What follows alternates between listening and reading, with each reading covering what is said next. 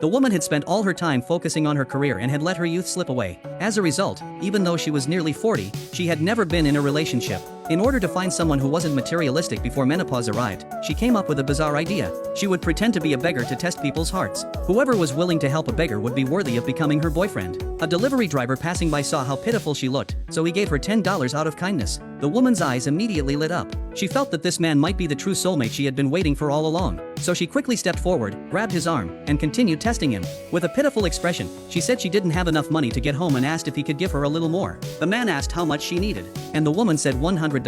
The man felt it was a bit much, but seeing how pitiful she looked, he softened and handed over the only $100 he had on him. The woman took the money and said seriously that she wouldn't take his money for nothing. If he ever needed help, he could just ask. The man assumed she was joking and turned to leave. But just then, his mother suddenly called. It turned out that the man had previously bragged to his mother that he had a CEO girlfriend. Today was his mother's 60th birthday, and she demanded that he bring his future daughter-in-law home for her to meet. She then added that the man's first love would also attend the birthday banquet, and if he didn't bring his CEO girlfriend back today, she would force him to marry his first love. The man's head started spinning. He had long been disgusted with his materialistic ex. Just as he didn't know what to do, he suddenly remembered that the beggar in front of him had said she was willing to help. So he asked if she could pretend to be his girlfriend and go home with him to deal with his mother. The woman already had a good impression of the young man, so she agreed without hesitation. To make the act look more real, the man even took her to a mall to buy a new outfit. When the woman walked out of the fitting room, the man froze on the spot. He never expected that the beggar he had picked up on the roadside would turn out to be as beautiful as a movie star. After that, he took her home on a tractor. To prevent her from giving herself away,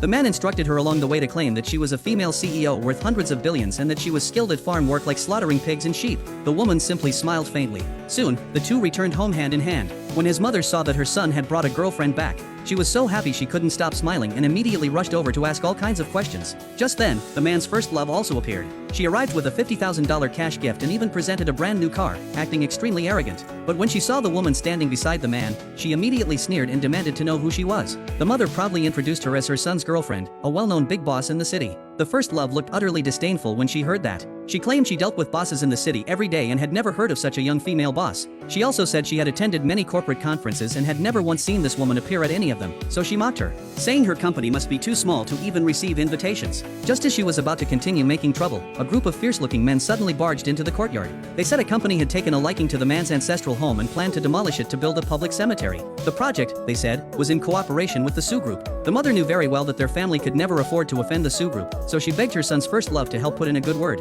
With no other choice, she reluctantly agreed and claimed she was the general manager of a Sioux Group branch, asking the thugs to give her some face and discuss the matter another day. But her influence clearly meant nothing. Seeing that the family had no intention of leaving, the thugs ordered their men to prepare to forcibly demolish the house. Just when everyone was feeling hopeless, the woman suddenly shouted for them to stop and declared that she was the chairman of the Sioux Group. If they didn't want to continue cooperating, they should get lost immediately. Hearing this, the men froze in shock. At that moment, the man's first love stepped forward to expose her. She said the chairman of the Sioux Group was the richest person around. Someone like that would never fall for a poor guy like him, so she advised the woman not to keep pretending. Hearing this, the woman stopped explaining. She stopped explaining, took out her phone, and dialed a number. In a cold voice she said, "Who gave you the nerve to tear down my future mother-in-law's house?"